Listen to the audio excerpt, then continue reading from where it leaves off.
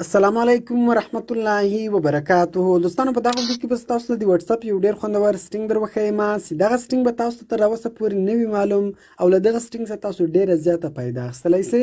او دوستانو ګوره کله چې تاسو یو چاته په واتس اپ کې تصویر ولېږئ نو بیا کله هغه کس هغه تصویر ډاونلوډ کړي هغه تصویر وګوري نو هغه تصویر په هغه رقم ایچ ډي شکل کې نه وي، هغه تصویر هلته خراب شوی وي، د هغه تصویر ریزولوشن خراب شوی وي.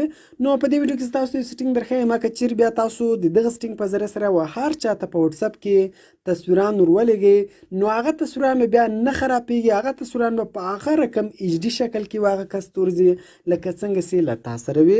نو دوستانو که چیرې تاسو هم غواړئ چې خپلو دوستانو ته په واتس اپ کې په ایچ ډي شکل کې تصویران ورولېږئ او نه غواړئ چې هغه تصویران خراب سي نو دغه ویډیو تر اخره پورې وګورئ او ویډیو له خپل دوستانو سره خامخا شیر کړئ تر څو هغه هم له دې طریقې څخه فایده واخلي او د داسې نورو ښایسته ښایسته ویډیوګانو لپاره زموږ چینل سبسکرایب کړئ ځکه موږ هره ورځ دغه رقم ښایسته ښایسته ویډیوګانې په خپل چینل کې اپلوډ کوو.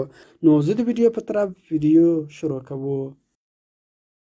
دوستانو تر ویډیو شروع کېدو مخته که چیرې تاسو ویډیو لایک کړی نه وي نو ویډیو لایک کړئ او که چیرې تر دا وسه پورې تاسو زموږ چینل نه وي سبسکرایب کړی نو په دغه سور سبسکرایب بټن باندې کلیک وکړئ او د موږ چینل سبسکرایب کړئ او ورسره په دغه غنټې نښان باندې کلیک وکړئ او په آل باندې لازمي کلیک وکړئ تر څو زموږ هره نوې ویډیو تر تاسو پورې اول در ورسیږي.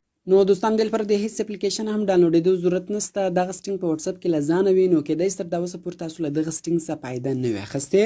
نو راځو واتس اپ خلاصو. ګور دوستانو کله چې تاسو چاته په واتس اپ کې تصویر ولېږئ نو تاسو په دلته په اټیچ بټن باندې کلیک وکړئ، په ګیلري بټن باندې کلیک وکړئ نو د دې طریقې په ذریعه سره تاسو یو دته تصویر ولېږئ. بیا کله هغه کس دغه تصویر ډاونلوډ کړي دغه تصویر خلاص کړي نو دغه تصویر خراب شوی وي، دغه تصویر په هغه رقم ایچ ډي شکل کې نه وي. نو اوس راځو تاسو ته هغه سټینګ درښیم چې د هغه سټینګ په ذریعه سره بیا هغه تصویر نه خرابېږي، هغه تصویر په هغه رقم ایچ ډي شکل کې وي. سمپل به تاسو په دغه اټیچ بټن باندې کلیک وکړئ، دلته به تاسو په ډاکومنټ بټن باندې کلیک وکړئ، یعنې هغه تصویر به تاسو هغه کس ته د ډاکومنټ په شکل کې ورولېږئ.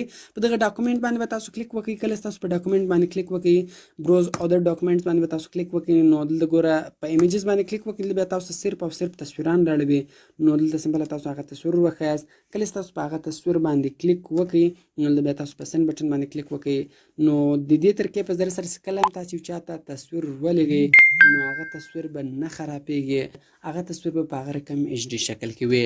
نو دوستانو کوم چیرې ویډیو خوښه شوې ویډیو در سره لایک کړئ، له خپل دوستانو سره یې خامخا شیر کړئ تر څو هغه هم له دې طریقې څخه فایده واخلي او د داسې نورو ښایسته ښایسته ویډیوګانو لپاره زموږ چینل سبسکرایب کړئ ځکه موږ هره ورځ دغه رقم ښایسته ښایسته ویډیوګانې په خپل چینل کې اپلوډ کوو.